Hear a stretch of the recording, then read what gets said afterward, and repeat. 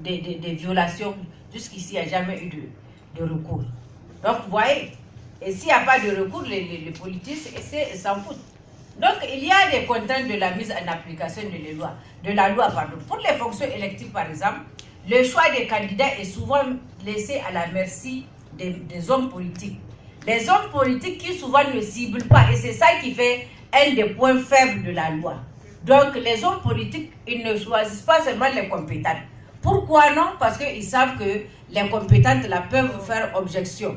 Alors, ils choisissent celles qu'ils peuvent instrumentaliser, manipuler, les bénis qui peuvent jouer le rôle qu'ils veulent qu'elles jouent.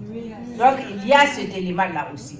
La deuxième difficulté, l'une des contraintes aussi de mise en application, c'est la difficulté de mobilisation des candidatures féminines. Regardez pour les cas des élections locales. On arrive difficilement à avoir on les copte comme ça, venez, pour juste seulement remplir les exigences légales pour qu'on ne rejette pas la liste. Elles viennent, elles se mettent, et maintenant, au bout du compte, quand on veut mettre au poste de décision, elles n'ont jamais été à l'école, elles ne peuvent pas être compétitives. Vous voyez, il y a aussi la mauvaise lecture de cette loi.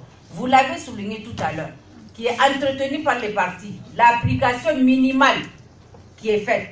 C'est-à-dire, le plancher, là, c'est ça qui devient le plafond. Alors qu'on a dit minimum, on peut même aller au-delà. Malheureusement, même le minimum n'est pas respecté, surtout dans le cas des nominations.